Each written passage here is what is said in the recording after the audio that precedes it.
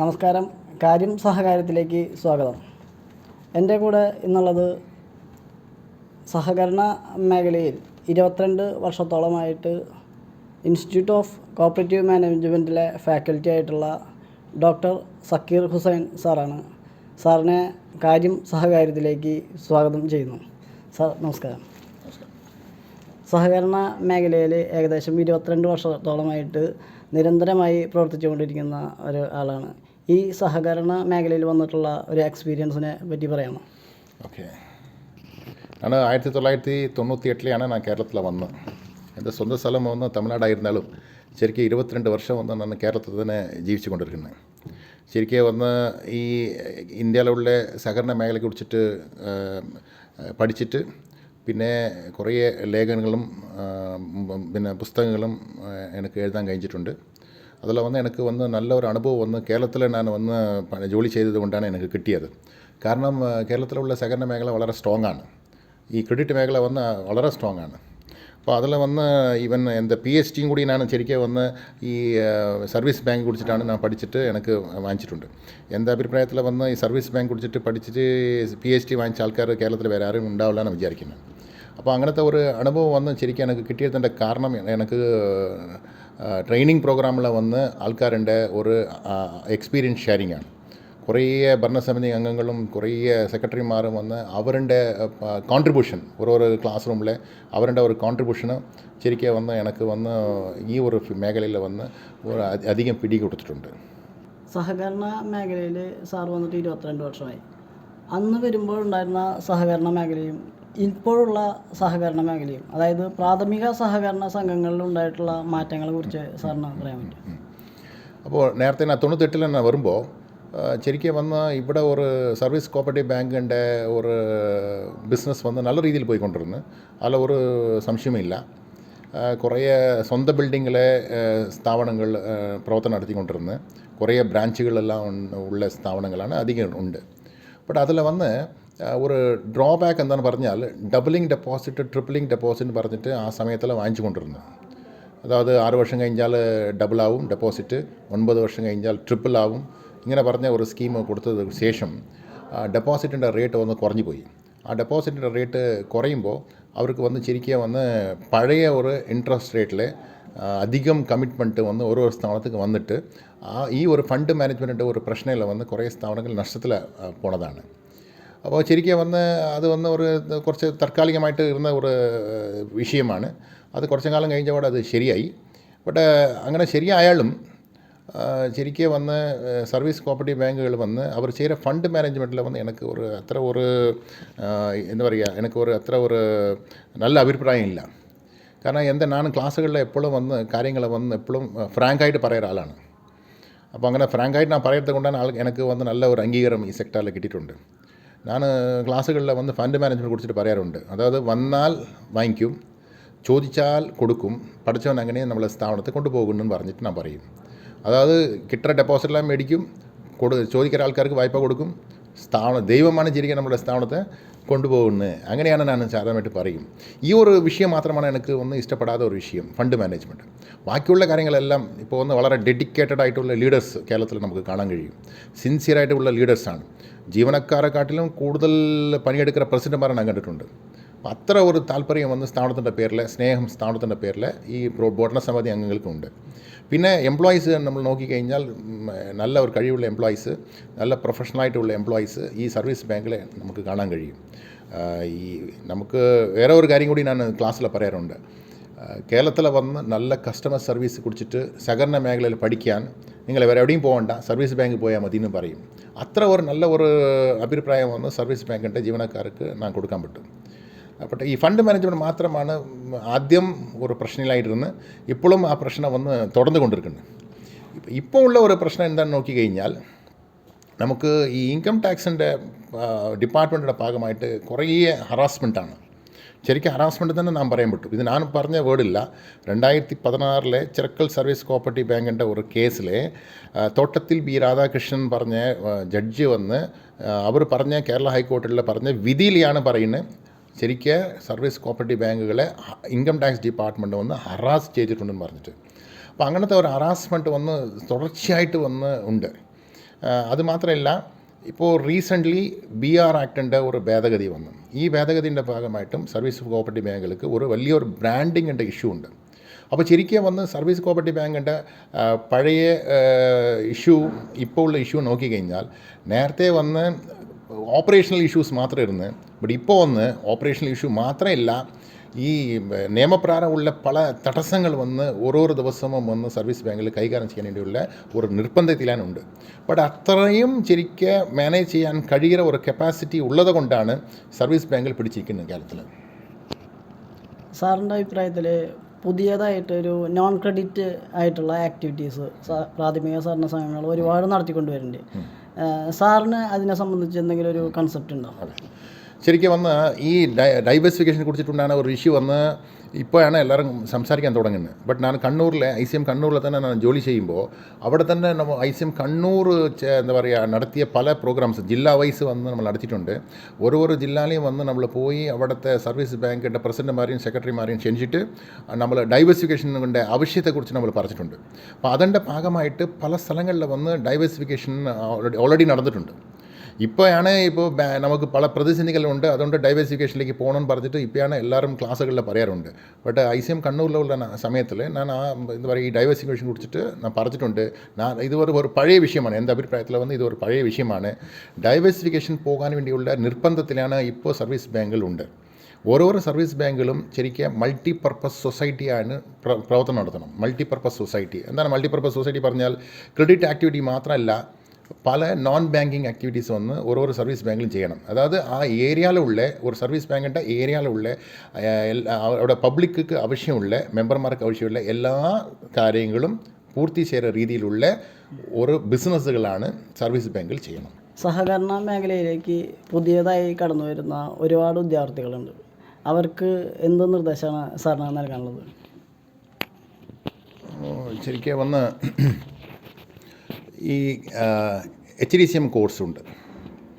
ICM NCCTൻ്റെ ICM offer ചെയ്യുന്നത്, പിന്നെ JDC, പിന്നെ HDC state cooperative union offer ചെയ്യുന്നു. ഇതെല്ലാം നോക്കിക്കഴിഞ്ഞാൽ നല്ല ഡിമാൻഡാണ്.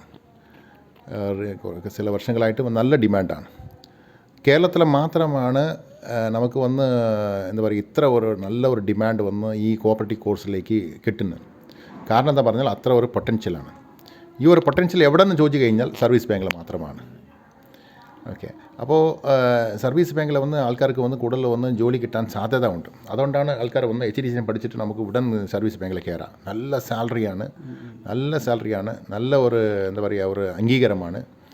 ഞാൻ വന്ന് സർവീസ് ബാങ്കിൽ ഞാൻ ഉദ്യോഗസ്ഥനാണ് പറഞ്ഞാൽ നല്ല ഒരു അംഗീകാരമാണ്, നല്ല ശമ്പളം, ജോലി ഉറപ്പാണ്, റിട്ടയർമെൻറ്റ് വരെ വന്ന് പ്രശ്നമില്ലാതെ ജോലി ചെയ്യാൻ പറ്റും. ഇതാണ് എല്ലാവരുടെ മനസ്സിലുണ്ട്. അപ്പോൾ അതിൽ ചെറിയ ഒരു മാറ്റഭിപ്രായം എനിക്കുണ്ട്.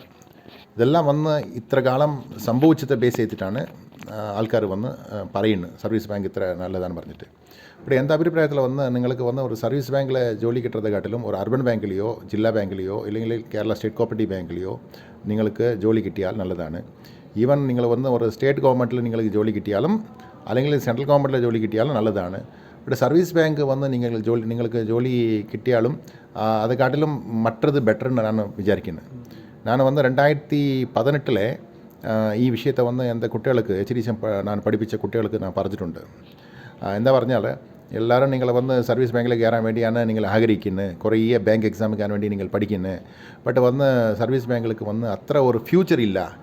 ഇപ്പോൾ വന്ന് നിങ്ങളെല്ലാം വന്ന് ജോലിക്ക് കയറാൻ പോകുമെന്ന് പറഞ്ഞാൽ അടുത്ത ഒരു 30 വർഷം നിങ്ങൾ വന്ന് ആ സ്ഥാപനത്തിൽ ജോലി ചെയ്യാൻ പോകുന്നു. അപ്പോൾ അടുത്ത 30 വർഷത്തേക്ക് വന്ന് ഫ്യൂച്ചർ ഉണ്ടാകുന്ന ചോദിച്ചു കഴിഞ്ഞാൽ സർവീസ് ബാങ്കിക്ക് അടുത്ത 30 വർഷത്തിൽ ഫ്യൂച്ചർ ഇല്ല. കാരണം ഇത്ര കാലം വന്ന് സർവീസ് ബാങ്കിൽ വന്ന് ഭംഗിയായിട്ട് പോകാൻ കാരണം ഡെപ്പോസിറ്റ് സ്ട്രോങ് ആണ്, ബാങ്കിങ് ബിസിനസ് നല്ല രീതിയിൽ ചെയ്യുന്നത്. ബട്ട് ഇപ്പോൾ ഡെപ്പോസിറ്റ് തടസ്സം വരാൻ പോകുന്നു. BR ആക്ടിൻ്റെ ഭാഗമായിട്ടും ഇൻകം ടാക്സിൻ്റെ ആക്ടിൻ്റെ ഭാഗമായിട്ടും സർവീസ് ബാങ്കിലേക്ക് വന്ന് നേരത്തെ ചെയ്ത ബിസിനസ് ചെയ്യാൻ കഴിയില്ല, ഡെപ്പോസിറ്റ് ധാരാളമായിട്ട് കുറയാൻ പോകുന്നത്. അപ്പോൾ അതുകൊണ്ട് ഇവർക്ക് വന്ന് മുന്നോട്ട് പോകാൻ ഇവർ ഡൈവേഴ്സിഫിക്കേഷനാണ് ചെയ്യണം. ഇങ്ങനത്തെ വിഷയങ്ങളാണ് ഞാൻ വന്ന് സർവീസ് ബാങ്കിലുള്ളവർക്ക് പഠിപ്പിച്ചു കൊടുക്കുന്നത്.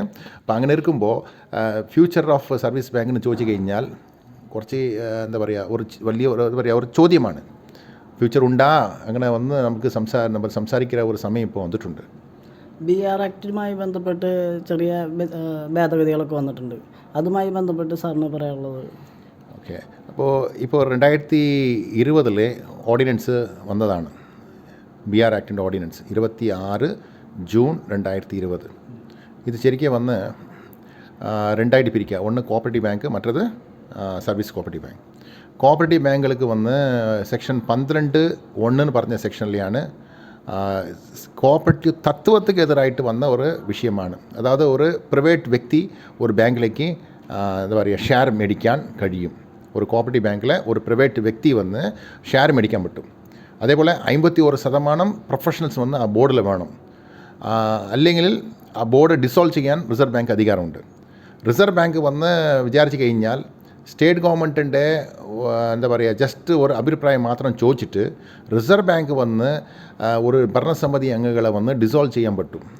അതിൻ്റെ വാലിഡ് റീസൺ ഏതെങ്കിലും ഇരുന്നാൽ ഉടൻ ഡിസോൾവ് ചെയ്യാൻ പറ്റും. അങ്ങനത്തെ ഒരു അധികാരം വന്ന് ഇപ്പോൾ വന്നിട്ടുണ്ട്.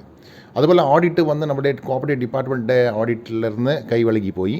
ഇനി ചാർട്ടേഡ് അക്കൗണ്ടൻ്റാണ് ഓഡിറ്റ് ചെയ്യാൻ പോകുന്നത്. ഇങ്ങനത്തെ പല മാറ്റങ്ങൾ വന്നിട്ടുണ്ട്. സർവീസ് ബാങ്ക് കുറിച്ചിട്ട് പറയുമ്പോൾ സർവീസ് ബാങ്ക് രണ്ടായിട്ട് പിരിക്കുക. ഒന്ന് കേരളത്തിലുള്ള സർവീസ് ബാങ്കും മറ്റ സ്റ്റേറ്റിലുള്ള സർവീസ് ബാങ്കും. മറ്റ സ്റ്റേറ്റിലുള്ള സർവീസ് ബാങ്കുകൾക്ക് ഈ BR ആക്ട് ബാധിക്കില്ല. കേരളത്തിലുള്ള സർവീസ് ബാങ്കുകൾക്ക് സെക്ഷൻ 3 ബാധിക്കാൻ പോകുന്നു. സെക്ഷൻ 3 എന്താ പറയുന്നത്? ബാങ്കിന് പേര് വന്ന് സർവീസ് ബാങ്കിൽ ഉപയോഗിക്കാൻ പാടില്ല എന്ന് പറയുന്നത്. അപ്പോൾ ബാങ്കിന് പേര് വന്ന് നമ്മൾ ഉപയോഗിച്ചിട്ടാണ് നമ്മൾ വന്ന് ഡെപ്പോസിറ്റ് വന്ന് ക്യാൻവാസ് ചെയ്യുന്നത്. ആൾക്കാർക്ക് വന്ന് നമ്മളെ പേരിലുള്ള ഒരു കോൺഫിഡൻസ് വരാൻ കാരണം നമുക്ക് ബാങ്കിന് പേര് ഉള്ളത് കൊണ്ടാണ്. പിന്നെ നമ്മൾ കമേഴ്ഷ്യൽ ബാങ്കിൻ്റെ വഴി നമുക്ക് കുറേ സപ്പോർട്ട് വന്ന് NEFT, RTGS പോലുള്ള പല സപ്പോർട്ടുകൾ നമുക്ക് കിട്ടാൻ കാരണം നമുക്ക് ബാങ്കിന് ആ ഒരു ഐഡൻറ്റിറ്റി ഉള്ളത് കൊണ്ടാണ്. ആ ബാങ്കിന് ഉള്ളത് കൊണ്ടാണ് ഞാൻ ബാങ്കിൽ ഞാൻ ജോലി ചെയ്യുന്നത്, ഞാൻ ബാങ്കിൽ നിന്ന് വന്നിട്ടുണ്ട്, ഈ ബാങ്കിൽ ഒന്ന് ഡെപ്പോസിറ്റ് കൊടുക്കണം, അങ്ങനത്തെ ബാങ്കിന് പറഞ്ഞിട്ട് പല ജീവനക്കാരും ഭരണസമിതി അംഗങ്ങളും പറയുന്നത്. ബാങ്കിന് പേര് ഒഴിവാക്കി കഴിഞ്ഞാൽ അങ്ങനെ പറയാൻ പറ്റില്ലല്ലോ. ഇനി ഈ ഇൻകം ടാക്സുമായി ബന്ധപ്പെട്ട് ഇപ്പോൾ സുപ്രീം കോടതിയുടെ സുപ്രധാന വിധി അനുകൂലമായിക്കൊണ്ട് പ്രാഥമിക സഹകരണ സംഘങ്ങൾക്ക് അനുകൂലമായിക്കൊണ്ട് വന്നിട്ടുണ്ട്. അതുമായി ബന്ധപ്പെട്ട് സാറിന് തോന്നിയിട്ടുള്ളൊരു കാര്യം? ശരിക്കും വന്ന് സുപ്രീം കോർട്ടിൻ്റെ വിധി സർവീസ് ബാങ്കുകൾക്ക് വന്ന് ഫേവറായിട്ട് ഇരുന്നാലും എല്ലാവരും വന്ന് സന്തോഷമായിരുന്നാലും എനിക്ക് ഒരു സന്തോഷം ഇല്ല. കാരണം എന്താ പറഞ്ഞാൽ ഈ സുപ്രീം കോർട്ടിൻ്റെ വിധി വന്നതിന് ശേഷം വേറെ ഒരു സെക്ഷനുണ്ട് 216SS. അത് ഉപയോഗപ്പെടുത്തിയാൽ സർവീസ് ബാങ്കിൻ്റെ ഫ്യൂച്ചർ എന്താകാൻ പോകുന്നതെന്ന് എനിക്കൊരു സംശയമാണ്. കാരണം ലാഭത്തിലെ 30% ടാക്സ് അടയ്ക്കണം, അത്രയാണ്. അതാണ് അടയ്ക്കേണ്ടെന്ന് പറഞ്ഞിട്ട് നമുക്ക് വിധി വന്ന് നമുക്ക് ഫേവറായിട്ട് വന്ന്. ബട്ട് ഈ സുപ്രീം കോടതിയുടെ വേർഡിക്റ്റിൻ്റെ ഭാഗമായിട്ട് 216SS എന്ന് പറഞ്ഞ ഒരു പുതിയ സെക്ഷനുണ്ട്. 1984 കൊണ്ടുവന്നതാണ്. ആ സെക്ഷനെ വന്ന് കയ്യിലെടുത്ത് കഴിഞ്ഞാൽ, ഇൻകം ടാക്സ് കയ്യിലെടുത്ത് കഴിഞ്ഞാൽ നമുക്ക് വന്ന് പ്രവർത്തനം നടത്താൻ കഴിയില്ല. കാരണം എന്താ പറഞ്ഞാൽ 20,000 അല്ലെങ്കിൽ അതിൻ്റെ മുകളിലെ ക്യാഷിലെ ഡെപ്പോസിറ്റ് മേടിക്കാൻ പാടില്ല. ചെക്ക് കൊണ്ടുപോകാൻ പറയണം. 20,000 ഒരാൾ വന്ന് ഡെപ്പോസിറ്റ് കൊണ്ടുവന്നാൽ നീ ചെക്ക് കൊണ്ടുപോവാ. എങ്ങനെ ചെക്ക് കൊണ്ടുവരണം? കേരള ബാങ്കിൽ ഡെപ്പോസിറ്റ് ചെയ്തിട്ട് കേരള ബാങ്കിൻ്റെ ചെക്ക് കൊണ്ടുപോകാൻ പറയണം. കേരള ബാങ്കിൻ്റെ ചെക്ക് കൊണ്ടുവരதுக்கு പകരം കേരള ബാങ്കിൽ തന്നെ ഡെപ്പോസിറ്റ് ചെയ്യുമല്ലോ അല്ലേ? അല്ലെങ്കിൽ വേറെ ബാങ്കിൽ നിങ്ങൾ ഡെപ്പോസിറ്റ് ചെയ്തിട്ട് ചെക്ക് കൊണ്ടുപോകാൻ പറഞ്ഞാൽ നിങ്ങളെ കാട്ടിൽ ഇസാഫ് ഫൈനാൻസ് വന്ന് അധികം ഇൻട്രസ്റ്റ് കൊടുക്കുന്നത്, ഞാൻ അവിടെ തന്നെ പോയി ഡെപ്പോസിറ്റ് ചെയ്യുക, എന്തുകൊണ്ടാണ് ഞാൻ നിങ്ങളുടെ ബാങ്കിലേക്ക് വരണം? അങ്ങനെയാണ് ആൾക്കാർ പറയും. നമ്മളുടെ ബിസിനസ് പരമാവധി കുറയും. ഈ ഒരു വിഷയം വന്ന് ഇൻകം ടാക്സ് ഡിപ്പാർട്ട്മെൻറ്റ് കയ്യിലെടുക്കാൻ സാധ്യത ഉണ്ട്. കാരണം നേരത്തെ നടന്ന സംഭവം അങ്ങനെയാണ് പറയുന്നത്. 2016 ഈ സുപ്രീം കോടതിയുടെ വേർഡിക്റ്റ് ഇപ്പോൾ എങ്ങനെ വന്നോ അതുപോലെ 2014 സർവീസ് ബാങ്ക് ഫേവറായിട്ട് വന്ന് വേർഡിക്റ്റ് വരുമ്പോൾ ആ സമയത്തിലെ ഈ സെക്ഷൻ 216SS ആണ് കയ്യിലെടുത്തത്. പിന്നെ 2019 നമ്മൾ വന്ന് ആ കോർട്ട് വേർഡിക്റ്റിൽ നമ്മൾ വന്ന് ഫെയിലാകുമ്പോൾ നമ്മൾ രക്ഷപ്പെടുത്തി, ഒഴിവാക്കി. പിന്നെ ഇപ്പോൾ 2021 പിന്നെയും സുപ്രീം കോടതി നമുക്ക് ഫേവറായിട്ട് കൊടുക്കുമ്പോൾ ആ 216SS ഒരു വിഷയത്തെ വന്ന് കയ്യിലെടുത്തിട്ട് നമുക്ക് നോട്ടീസ് അയക്കാൻ തുടങ്ങിയാൽ അത്ര എന്താ പറയുക, ആ നോട്ടീസുകളെല്ലാം നോക്കാനും കൈകാര്യം ചെയ്യാനും പിന്നെ പെനാൽറ്റി ഇത്ര പെനാൽറ്റിന്ന് പറഞ്ഞിട്ട് 200 കോടി 300 കോടിന് പെനാൽറ്റിയെല്ലാം അടിച്ചു കഴിഞ്ഞാൽ നമുക്കതെല്ലാം വന്ന് നോക്കിയിട്ട് പ്രവർത്തനം നടത്താൻ കഴിയില്ല. സഹകരണ ബാങ്കുകളിൽ പുതിയതായിട്ട് ഇൻ്റർനെറ്റ് ബാങ്കിങ് ഉൾപ്പെടെയുള്ള കാര്യങ്ങൾ നടപ്പിലാക്കി വരികയാണ്. അതായത് RTGS, NEFT, മൊബൈൽ ബാങ്കിങ് ഉൾപ്പെടെയുള്ള കാര്യങ്ങൾ ഇന്ന് നിലനിന്ന് പോകണമെങ്കിൽ അത്തരത്തിലുള്ള ആക്ടിവിറ്റീസ് ആരംഭിച്ചേ മതിയാകും. ഇനി പുതിയ കാലഘട്ടത്തിലേക്ക് നമ്മൾ കടന്ന് വരാൻ പോവുകയാണ്. അതിലേക്ക് നമ്മൾ എന്തൊക്കെ ആധുനികവൽക്കരിച്ച് വരണം എന്നാണ് സാറിൻ്റെ ഒരു അഭിപ്രായം? ഈ സർവീസ് ബാങ്കുകളുടെ ഒരു ടെക്നോളജി വളർച്ച നോക്കിക്കഴിഞ്ഞാൽ 2005 മുതൽ തുടങ്ങിയതാണ്. കോർ ബാങ്കിങ് ആരും വിചാരിക്കാത്ത രീതിയിൽ CBS എന്ന് പറഞ്ഞാൽ എന്താണെന്ന് അറിയാത്ത ഒരു സമയത്തിലാണ്, ATM എന്ന് പറഞ്ഞാൽ എന്താണെന്ന് അറിയാത്ത ഒരു സമയത്തിലാണ് കേരളത്തിലെ സർവീസ് ബാങ്ക് ATM തുടങ്ങി. കൊള്ളൂരുള്ള സർവീസ് ബാങ്ക്, കൊല്ലം ജില്ല ATM തുടങ്ങി. പിന്നെ കാരശ്ശേരി ബാങ്ക്, പിന്നെ മലപ്പുറം ബാങ്ക്, ഇതുപോലുള്ള പല ബാങ്കുകൾ വന്ന് ATM തുടങ്ങിയതാണ്. ATM ഇല്ലാത്ത സ്ഥലങ്ങൾ എവിടെയും ഇല്ല. അത്ര ഒരു എന്താ പറയുക വളർച്ച വന്ന് ഈ ടെക്നോളജിയിൽ വന്ന് കോപ്പറേറ്റീവ് സർവീസ് ബാങ്കുകൾക്ക് ചെയ്യാൻ കഴിഞ്ഞിട്ടുണ്ട്. പിന്നെ tele banking, SMS banking, mobile app വരെ എത്താൻ കഴിഞ്ഞിട്ടുണ്ട് ഇപ്പോൾ. ഓക്കെ, അപ്പോൾ ബട്ട് ഒരു പരിധി വരെയാണ് നമുക്ക് പോകാൻ കഴിഞ്ഞ്. അതിന് ശേഷം വന്ന് നമുക്ക് പോകാൻ കഴിഞ്ഞിട്ടില്ല. കാരണം റിസർവ് ബാങ്കിൻ്റെ ലൈസൻസ് ഇല്ലാത്തത് കൊണ്ട് നമുക്ക് ഇൻ്റർനെറ്റ് ബാങ്കിങ് പോലുള്ള കാര്യങ്ങൾ ചെയ്യാൻ കഴിയില്ല എന്ന് പറയുന്നത്. ആർട്ടിഫിഷ്യൽ ഇൻ്റലിജൻസിന് പോലെയുള്ള വിഷയങ്ങളെല്ലാം വന്ന് ഇപ്പോൾ മറ്റു ബാങ്കുകൾ സംസാരിക്കുമ്പോൾ സർവീസ് ബാങ്കുകൾക്ക് ഇപ്പോൾ വന്ന് ഒരു പരിധി വരെ പോയി അതിൻ്റെ മുകളിൽ പോകാൻ കഴിഞ്ഞിട്ടില്ല. ഓക്കെ, അപ്പോൾ എത്രയോ പൊട്ടൻഷ്യൽ ഇരുന്നാലും കപ്പാസിറ്റി ഇരുന്നാലും റിസർവ് ബാങ്കിൻ്റെ പെർമിഷൻ ഇല്ലാത്തത് കൊണ്ടാണ് നമുക്ക് മുന്നോട്ട് പോകാൻ കഴിഞ്ഞിട്ടില്ല. അത് ഒരു വലിയ ഒരു പ്രതിസന്ധിയാണ് നമ്മൾക്ക്. ഒരുപാട് പ്രതിസന്ധികളെ മറികടന്നാണ് സഹകരണ ബാങ്ക് ഇന്ന് എത്തിച്ചേർന്നിട്ടുള്ളത്. ഈ വിലപ്പെട്ട സമയം എനിക്ക് അനുവദിച്ചതിന് ഒരുപാട് നന്ദി. ഇതുപോലെ ഒരു സഹകരണ മേഖലയിലേക്ക് ആദ്യമായിട്ടാണ് ഞാനൊരു സാറിനെ ഇങ്ങനെ ഇൻ്റർവ്യൂ ചെയ്യുന്നത്. അപ്പോൾ എനിക്ക് വേണ്ടി അനുവദിച്ച സമയത്തിന് ഒരുപാട് നന്ദി ഞാൻ അറിയിക്കുകയാണ്. Okay, thank you very much. But അതുകാട്ടിൽ വന്ന് നിങ്ങളുടെ ഒരു എഫേർട്ട് വന്ന് അപ്രീസിയബിളാണ്. കാരണം ഇപ്പോൾ നിങ്ങളുടെ ഒരു എഫിഷ്യൻസി കുറിച്ചിട്ട് ഞാൻ ബാങ്കിൽ കേട്ടിട്ടുണ്ട്. നല്ല കഴിവുള്ള ഒരാളാണ്, നല്ല സ്റ്റാഫാണെന്ന് അങ്ങനെ പേര് നിങ്ങൾ വാങ്ങിച്ചിട്ടുണ്ട്. അപ്പോൾ അങ്ങനത്തെ ഒരു പേര് വാങ്ങിച്ചിട്ടും ബാങ്കിൻ്റെ പണിയും ചെയ്തിട്ടും ഇങ്ങനത്തെ ഒരു എക്സ്ട്രാ പണി, ഇത് സോഷ്യൽ ആക്ടിവിറ്റിയാണ്. ഇത് വന്ന് ബിസിനസ് കമേഴ്ഷ്യൽ ആക്ടിവിറ്റി ഇല്ല, ഇത് ഒരു സോഷ്യൽ ആക്ടിവിറ്റിയാണ്. കാരണം നല്ല കാര്യങ്ങൾ നിങ്ങൾ സ്പ്രെഡ് ചെയ്യുന്നു. അപ്പോൾ അങ്ങനത്തെ ഒരു ആക്ടിവിറ്റിയും കൂടി നിങ്ങൾക്ക് അഡീഷണലായിട്ട് നിങ്ങൾക്ക് ചെയ്യാൻ കഴിയുന്നു. അത്ര ഒരു താല്പര്യമുള്ള നിങ്ങളെപ്പോലുള്ള ആൾക്കാർ വന്ന് ഈ സഹകരണ മേഖലയിൽ ഇരുന്ന് കഴിഞ്ഞാൽ എത്ര പ്രതിസന്ധി വന്നാലും നമുക്ക് കടന്ന് മുന്നോട്ട് പോകാൻ കഴിയും. ഓക്കെ, അപ്പോൾ നല്ല ഒരു സഹകാര്യം പറഞ്ഞ ഒരു വിഷയം വന്ന് ശരിക്കും കാര്യമായിട്ട് കേരളത്തിൽ വന്ന് നല്ല ഒരു ഇമ്പാക്റ്റ് ഉണ്ടാക്കാൻ കഴിയണം. നിങ്ങൾ വന്ന് വലിയൊരു പ്രോജക്റ്റ് വന്ന് നിങ്ങൾക്ക് വന്ന് ഉണ്ടാക്കി നല്ല മെസ്സേജ് വന്ന് ശരിക്കും ഈ കേരളത്തിലുള്ള സഹകരണ മേഖല ഉള്ളവർക്കും പുറത്തുള്ള ആൾക്കാർക്കും ഈ മേഖലയെക്കുറിച്ചിട്ടുണ്ടാണ് വിഷയത്തെ വന്ന് മനസ്സിലാക്കി കൊടുക്കാൻ കഴിയണം. അങ്ങനെ ഒരു നല്ല ഒരു കാര്യം വളരെ വേഗം നിങ്ങൾക്ക് കിട്ടിയിട്ട് ആശംസിച്ചുകൊണ്ട് ചാൻസ് കൊടുത്ത നിങ്ങൾക്ക് നന്ദി പറയുന്നു. Thank you sir, thank you.